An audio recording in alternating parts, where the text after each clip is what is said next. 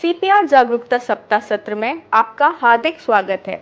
आज हमारे साथ हैं डॉक्टर संजीव कुमार भोई, प्रोफेसर आपातकालीन चिकित्सा विभाग, एम्स नई दिल्ली और आपातकालीन देखभाल के वे प्रतिष्ठित विशेषज्ञ हैं। आज डॉक्टर भोई हमें बताएंगे कि आपात परिस्थितियों को कैसे पहचानें, तुरंत कैसे प्रतिक्रिया दें और सीपीआर के जरिए जीवन कैसे बचाएं। सर, आपका हार्दिक स्वागत है। धन्यवाद। सर, क्या हार्ट अटैक और कार्डियक अरेस्ट एक ही चीज़ है? बहुत अच्छा क्वेश्चन है। ये दो डिफरेंट चीज़ें हैं। जैसे कि हार्ट अटैक का जो लक्षण होता है, पेशेंट को बहुत सीवियर छाती में दर्द होता है, पूरे छाती में, और उसके वो जो छाती का दर्द है वो हमारे दाहिने हाथ में, लेफ्ट हैंड में रेडिएट करता है, वहाँ जाता है, और ये इतना सीवियर होता है कि लगता है मरीज को कि जैसे मेरी जान निकल जाएगी। दूसरा, इसके साथ बहुत ज़्यादा स्वेटिंग होता है, और अगर आप टाइमली ट्रीटमेंट हॉस्पिटल नहीं ले जाके आप करेंगे तो ये कार्डियक अरेस्ट में चला जाएगा। कार्डियक अरेस्ट का मतलब ये है कि आपका हार्ट चल नहीं रहा है, हार्ट बंद है। तो वो इसलिए बंद है क्योंकि आपने ट्रीटमेंट ठीक से नहीं दिया है अगर हार्ट अटैक हो। तो ये दो दूसरी चीज़ें हैं, दो डिफरेंट चीज़ें हैं, तो इसको इस तरीके से हमें समझना पड़ेगा। अचानक कार्डियक अरेस्ट के दौरान शरीर में वास्तव में क्या होता है? जैसे कार्डियक अरेस्ट, आपका हार्ट नहीं चल रहा है, इसके एक्चुअली जो हमारा हार्ट है, नॉर्मली क्या होता है कि आप जब हार्ट पंप करता है, पंप मतलब स्क्वीज करता है, पिचकता है, तो ब्लड जो है हमारे जो अभिन्न अंग हैं, जैसे ब्रेन है, दिमाग, मस्तिष्क है, फेफड़ा है, हृदय है और गुर्दा है, ये चार अंगों में जाता है, तभी हमारा पूरा बॉडी नॉर्मल काम करता है। आप ऐसा स्थिति होता है कार्डियक अरेस्ट में भी कि आपका हार्ट चल नहीं रहा है, तो ब्लड वहीं जाता ही नहीं इन अभिन्न अंगों में। तो हमारा, अगर आप ये देरी होती है और मरीज इरिवर्सिबली फिर वो डेथ की तरफ जाता है। तो ये एक्चुअली होता है जब हम हार्ट रुकने का कारण। इसके तीन मतलब समय होता है। इमीडिएटली हार्ट क्या होता है, फड़फड़ाता है, इलेक्ट्रिकल शॉर्ट सर्किटिंग तरह के होता है, पहला। दूसरा फेज उसका होता है, उसके आप थोड़ी देर में उसका हार्ट स्क्वीज करना बंद कर देता है, पिचकना बंद कर देता है।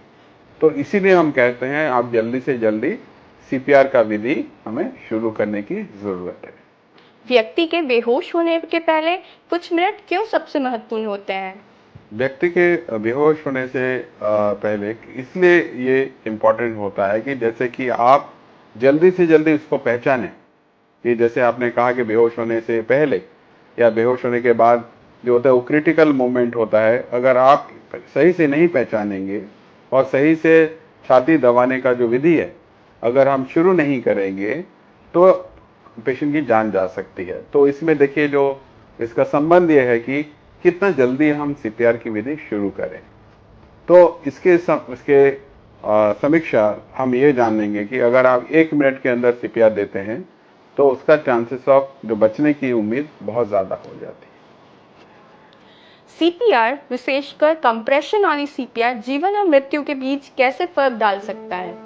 बहुत अच्छा सवाल है। जैसे कि हम कंप्रेशन ओनली सीपीआर का जो है, जब हम छाती का दबाव शुरू करते हैं, जल्दी से जल्दी इमीडिएटली शुरू करते हैं, तो जो हमारे अभिन्न अंगों को ब्लड जो फेंकेगी, जैसे ब्रेन हुआ, हार्ट हुआ, हमारा फेफड़ा हुआ और हमारा गुर्दा हुआ, तो हमारी पूरी अंग चलने लगेगी। उसमें जो ब्लड और ऑक्सीजन का मिश्रण, क्योंकि ये हमारे खाने के लिए होता है पूरे टिश्यूज का, तो वो उनको मुहैया होगी, तो ब्रेन भी चलेगा, हार्ट भी चलेगा और उसको दोबारा रीस्टार्ट कर सकता है।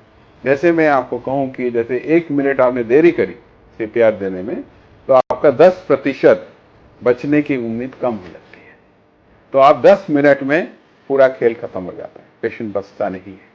तो इसीलिए जल्दी से जल्दी शुरू करें। सीपीआर कितना प्रभावी है?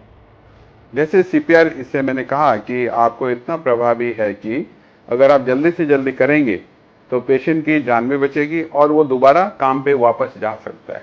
ये जो बात को समझाने के लिए मैं आपको एक छोटी सी स्टोरी बताऊंगा कि घर में एक पेशेंट ऐसे आए थे जो उन पे 7वीं कक्षा का लड़का, एक उसमें अरेस्ट हो गया, उसका हार्ट हृदय बंद हो गया उसका किन्हीं कारणों से। तो इमीडिएटली उसके जो पिताजी थे, तो उन्होंने उसको छाती दबाया, कंप्रेशन ओनली सीपीआर उन्होंने किया, और वो करते हुए हमारे एम्स के इमरजेंसी में लाए, और हमारी एम्स की टीम, इमरजेंसी डिपार्टमेंट की टीम, डिपार्टमेंट इमरजेंसी मेडिसिन ने उसको टेक ओवर किया, और वहाँ हमने कंटिन्यू किया सीपीआर और विधियाँ भी करी, और वो मरीज ठीक हुआ और वो दोबारा अभी अपना कॉलेज पढ़ रहा है। तो इससे ये सीख मिलती है कि घर में अगर नहीं किया होता उसको सीपीआर तो वो नहीं बचता। तो इसीलिए जल्दी से हर एक नागरिक का ही ये फर्ज है तो अपना करे। सीपीआर कब रोकना चाहिए? बहुत अच्छा सवाल है, कब शुरू करना चाहिए और कब खत्म करें। तो पहली बात तो अगर मान लीजिए आप कर रहे हैं ये विधि और मान लीजिए मरीज होश में आ गया, सांस लेने लगा, हाथ पांव मूव करने लगा, तब आप बंद कर दीजिए, है ना। That is number 1। दूसरा है जब एम्बुलेंस आ गया, एम्बुलेंस की टीम आ गई, आपने कॉल किया था, आपने शुरू कर दिया सीपीआर, एम्बुलेंस की टीम आ गई, आप उनको पहले हैंड ओवर कर दीजिए। वो जब सीपीआर पास आ जाए आप स्टॉप करके उनको हैंड ओवर कर दीजिए। तो और तीसरी, अगर आप बहुत थक जाएं, आपके आसपास और कोई व्यक्ति नहीं है, तो आप स्टॉप कर सकते हैं, ठीक है। बस ज्यादा से ज्यादा आप एफर्ट डालिए कि जितना ज्यादा देर आप कर सकते हो वो तो आपको करना चाहिए। हर नागरिक के लिए आपका संदेश क्या है जो सोचता है सीपीआर केवल हेल्थ केयर प्रोफेशनल्स के लिए है? बहुत अच्छा सवाल। तो आप ये, जैसे मैंने आपको बताया इससे पहले स्टोरी, वो उसमें आप जान गए होंगे कि हर घर में एक नागरिक चाहिए हमें, कि वो अपने ही जान बचाएं, अपने ही परिजनों का जान बचाएं। तो हर एक घर में अगर एक व्यक्ति जैसे अगर ट्रेन हो जाए तो अपने परिजनों का तो ख्याल रख लेगा, अपने यार दोस्तों का तो ख्याल रख लेगा, और ऐसे करके हर घर में अगर ट्रेन हो पूरे देश में तो हर एक घर में एक सेफ अप्रोच होगा, एक सेफ हैंड होगा, स्किल्ड हैंड होगा। तो हम चाहते हैं इसके थ्रू से, ये मुहिम के थ्रू से ज़्यादा से जाने जाने बचें और ज़्यादा से जाने अवेयरनेस हो, और हर लोग ये प्रॉपर इस विधि सीखें और पूरे देश की सेवा करें।